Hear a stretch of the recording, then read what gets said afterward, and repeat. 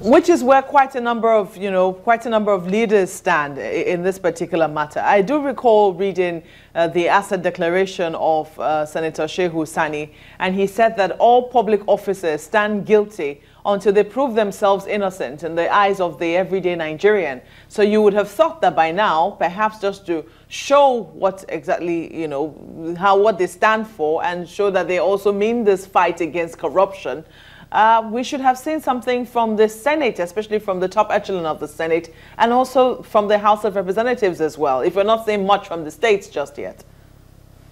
Yes, like I've said, that ought to be so.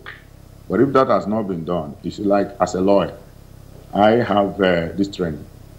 You don't condemn a man until you hear from him.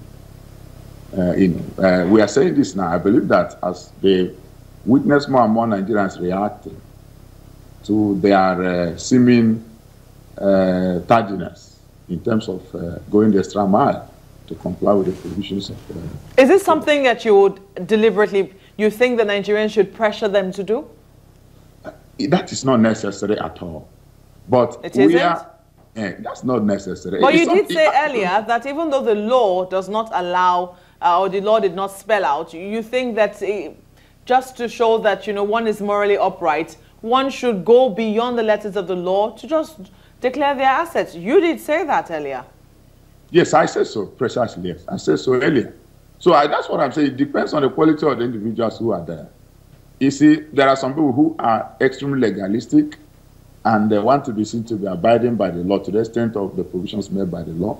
There are others who believe in morals, who have moral conscience, who want to be certified as being morally clean and morally high in integrity and all that go with it. It's situations or matters like this that will help us to assess. Okay, now let's talk legalese. You have criticized the Code of Conduct Bureau for just waking up to its duties, because right now we see that the Senate President was also being asked some questions by the Code of Conduct Bureau for some infractions they felt he committed or may have been committed in 2003. But what we've seen right now, I think he was supposed to be appearing before the Code of Conduct Tribunal, but what we've seen is that he's gone to court to challenge that particular summons on him by the Code of Conduct Bureau. What do you make of that particular move? Yes, I think the step he has taken thus far is very irregular, and any other responsible Nigerian will do the same. And I tell you why. If you look at the Code of Conduct Bureau and Tribunals Act, there are procedures provided. For instance, if you discover that there is a complaint against declaration of a particular public officer's asset, what you need to do, you verify. And in verifying, you cannot condemn a man without hearing from him, for instance. In the part of the requirement of verification that you should have the opportunity, the person should have the opportunity of meeting one-on-one with those who are verifying him. So they ask him questions and he clarifies. Then they will make out of, they'll now place what he has said against the background of the supposed breach and see if they can take further steps. You see, the law provides that, for instance, if in trying to draw the attention of the particular officer, public officer, that yes, you have breached this provision, you have breached that provision, and the public officer publicly, in writing, accepts responsibility that, oh yes, or agrees, yes, from what you are saying, you are correct. I ought to have taken this measure to declare this, but I haven't done so. Let me do so. But you will not have the opportunity of getting the public officer clarify certain things that are in doubt, based on his declaration. If you don't bring him in, if he doesn't have the opportunity of interacting with those who are verifying his asset declaration. So you think that this is about the procedure that has been followed, President, you discovered that was not done. The man said, I heard about this thing, first of all, in the social media. Couldn't this have been raised as an objection at the tribunal? Yeah, but you see, the question again is, of course it could have been raised as an objection, but you must know in Nigeria, you are encouraged to take every necessary measure to protect yourself, because there are a whole lot of things that are more or less, would I say, move people to do what they do.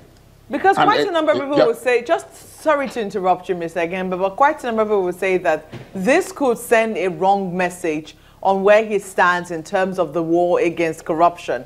If, for instance, the Code of Conduct Bureau is trying to carry out what it decides or deems his legitimate duties, and then we're seeing court injunctions, because it's not the first one we've seen.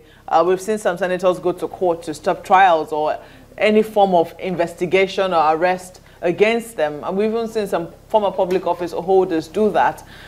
This could send a wrong signal to Nigerians in terms of how the battle on corruption is going and where he stands on that particular matter. Do you think so? No, I don't. You see, the fact that he's gone to the court, the High Court, to try to say, please, you have not taken the correct measures. You have not abided by your own law in trying to bring before the Code of Conduct Tribunal.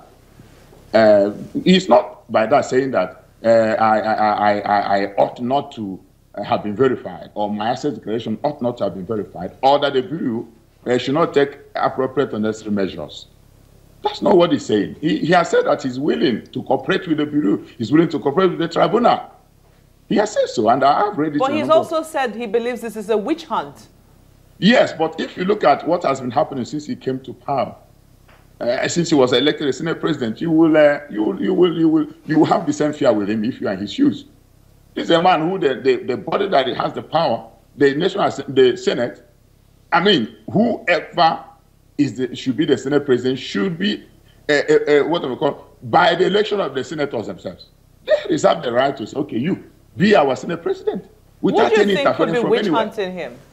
Yes. So, who do you think could be witch hunting him? Pardon? Who do you think could be witch hunting him? Well, who are those? Who are those that have been against his election as Senate President? I mean, it's not hidden. They are known by Nigerians. Those who are mounting pressure, even up to today, that he should be removed as Senate President, irrespective of the fact that he has been elected by his colleagues to lead them. Why wouldn't any other Nigerian abide by this measure, which is democratic? We are running a democracy, we must understand.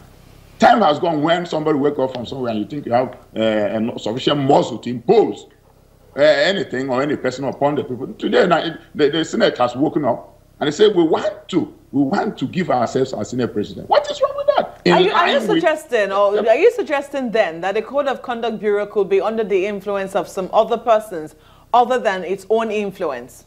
They need to go beyond what we are talking now to actually exonerate themselves, I must say so. Because the measure they are taking is filled with a whole lot of suspicion. But of course, you must know that the matter is in court, so as a lawyer, I have to be careful. But they owe us some explanation. Yes, why did you, now something happened in 2003, why are you bringing it now? Why haven't you done so before now? And then, who is heading the Code of Conduct Bureau and the Code of Conduct Tribunal? Who are the people there? Do they have any issues with the government presently, either the executive or legislature? Those are things you should check, or the judiciary. Those are things you should check. Who are the ones behind the measures, the things that they are now trying to grapple with in terms of maybe some issues about even what we're talking about, their moral standing and things. Then you come to EFCC, because I have also seen that EFCC, most of their witnesses are coming from EFCC.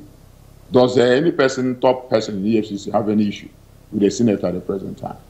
You know, those are things, when you put them together, you'll be so interested in getting to know how this whole thing will play itself out. Well, good place for us to wrap up this talk this morning. Jerry Egemba, a legal practitioner, he joins us from our Abuja studios, looking at the Code of Conduct Bureau, its capacity to do its statutory function, and also put in his comments on what he thinks the Senate President feels about this particular move or allegations against him. We'd like to thank you so very much for speaking with us this morning.